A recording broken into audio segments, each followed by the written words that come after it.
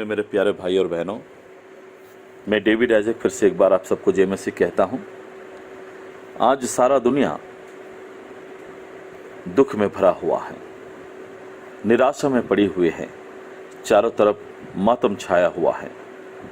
जब हम news channel देखते हैं, बुरी खबरें हमें सुनाई दे रही हैं। ऐसी निराश अवस्था में, ऐसी बुरी अवस्था में एक मसीह होने के नाते आज हमारे लिए बड़ी खुशी की बात है, क्योंकि ये पुनरुत्थान दिवस है। मसीह जी उठा है। यहाँ किसने यूँ कहा, क्रिसमस एक वादा है और ईस्टर सबूत है। आज बाइबल की अनेक भविष्यवाणियाँ पूरी हुई हैं। कई विश्वसनीय गवाहों का गवाही है इस बात की। और सबसे बड़ी बात, आज यीशु मसीह का कब्र जो है वो खाली है। वहाँ पर कपड़े अलग एक जगह लपेटा हुआ लोगों ने देखा था और यीशु मसीह बहुतों को दिखाई भी दिए। और आज सबसे बड़ी गवाही यह है, बहुत सारे विश्वासियों के बदले हुए जीवन। पहला कुरिन्थियों की पत्री उसका 15वें अध्याय 14 से अगर 19 तक पढ़ेंगे, वहाँ कुछ इस तरह हम इसकी सारांश निकाल सकते हैं। पौलुस कहता है, अगर मसीह जी उठा नहीं होता तो हमारा प्रचार करना व्यर्थ होता, हमारा विश्वास करना व्यर्थ होता। प्रेरितों की गवाही झूठी होती जिन्होंने ये गवाही दिया कि यीशु मसीह जी उठा। अपने पापों में फंसे हुए होते, यानी अब तक हमारा पाप क्षमा नहीं हुआ होता, हमको उधार नहीं मिली होती, हम अपने पापों में फंसे हुए होते और सारे मसीही नाश हुए होते। हम सब मनुष्यों से अधिक अभागे होते। लेकिन खुशखबर ये है कि यीशु ये साबित कर दिया कि वो जैसा दावा किया था वो सच है, क्योंकि वो जी उठा। इसलिए मत्ती 17 उसकी 21 और 22 में हम पढ़ सकते हैं, जब वे गलील में थे तो यीशु ने उनसे कहा, मनुष्य का पुत्र मनुष्यों के हाथ में पकड़वा जाएगा और वे उसे मार डालेंगे और वो तीसरे दिन जी उठेगा। जी हाँ मेरे प्रियो, जिस तरह उसने दावा किया वो जी उठा। इसलिए आज पुनरुत्थान दिवस की जश्न हम मनाते हैं। लेकिन एक मसीह होने का नाते, या जो कोई प्रभु यीशु मसीह के इस पुनरुत्थान पर विश्वास करेगा, उसके लिए क्या लाभ है, कुछ फायदे को हम देखते हैं। सबसे पहला फायदा, हमको हमारे सभी पापों से क्षमा मिली है। हमको हमारे सभी पापों से क्षमा मिली है। इसलिए पहला कुरिन्थियों की पत्री उसका 15वें अध्याय 16वीं और 17वीं आयत में यूँ लिखा है, और यदि मुर्दे नहीं जी उठते तो मसीह भी नहीं जी उठा, और यदि मसीह नहीं जी उठा तो तुम्हारा विश्वास व्यर्थ है और तुम सब अब तक अपने पापों में फंसे हो। मेरे प्रियो, सबसे पहला फायदा, मसीह जी उठा है, पाप पर विजय पाया है। वो हमारे सारे बुराइयों को लेकर उसकी धार्मिकता हमें दिया है। इसलिए आज हमारे सभी पापों का क्षमा हमें मिली है और पुनरुत्थित यीशु में हम उद्धार पाए हुए एक धर्मी हैं। दूसरी बात, हमको पाप की शक्ति पर विजय मिली है। हमें पाप की शक्ति पर विजय मिली है।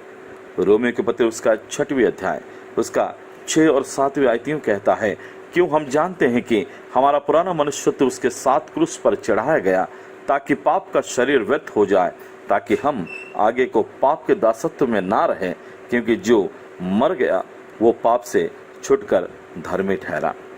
मेरे प्रियो, आज पाप की शक्ति हम पर विजय नहीं बल्कि वो हारी हुई है। हम पाप की शक्ति पर विजय पाए हैं। तीसरी बात, हमको नया जीवन मिला है। हमें नया जीवन मिला है। रोमियो के पत्र उसका 8वीं अध्याय उसका 11वीं आयत में यूं लिखा है, और यदि उसी का आत्मा जिसने यीशु को मरे हुए में से जिलाया तुम में वैसा हुआ है, तो जिसने मसीह को मरे हुए में से जिलाया वो तुम्हारी मरणहार देह को भी अपने आत्मा के द्वारा जो तुम में बसा हुआ है जिलाएगा। आज हम मरे हुए में से जी उठे। हमारा मरण हार जो देह है, जो परमेश्वर की आत्मा के द्वारा, वो मृत्यु के वश में नहीं, लेकिन प्रभु यीशु मसीह उसे जिलाएगा। वही आत्मा जो प्रभु यीशु मसीह को मरे हुए में से जिलाया है। चौथी बात, हमको शैतान और उसके सेनाओं पर अधिकार मिला है। जिस तरह लिखा है लूका रचित सुसमाचार उसका 10 उसका 19-20 में हम देखते हैं, देखो मैंने तुम्हें सांपों और बिच्छुओं के रोंदने का और शत्रु की सारी सामर्थ पर अधिकार दिया है, और किसी वस्तु से तुम्हें कुछ हानि ना होगी। तो भी इससे आनंदित मत हो कि आत्मा तुम्हारा वश में है, परंतु इससे आनंदित हो कि तुम्हारा नाम स्वर्ग पर लिखे हैं। मेरे प्रियो, हमें शैतान और उसके सेनाओं पर अधिकार मिला है, क्योंकि मसीह जी उठा है। उसी सामर्थ्य नाम से हम बिच्छुओं को रोन देंगे और शत्रु की सारी सामर्थ पर अधिकार हमें दिया है, इसलिए हमें कुछ हानि ना होगी।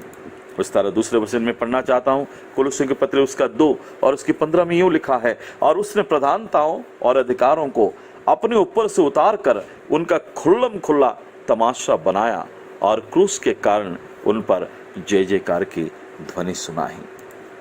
आज मसीह के जी उठने के द्वारा, मसीह के क्रूस पर मरने के द्वारा हमें शैतान और उसके सेनाओं पर अधिकार मिला है।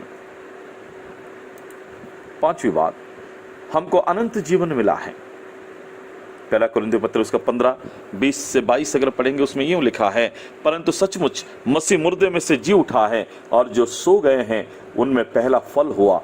क्योंकि जब मनुष्य के द्वारा मृत्यु आई, तो मनुष्य ही के द्वारा मरे हुओं का पुनरुत्थान भी आया। और जैसा आदम में सब मरते हैं, वैसा ही मसीह में सब जिलाए जाएंगे।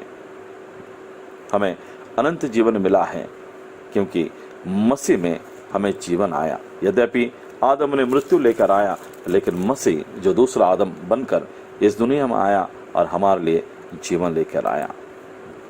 छठी बात, हमको अनंत जीवन मिला है। और छठी बात, हमको प्रत्येक दिन के लिए आशा मिली है।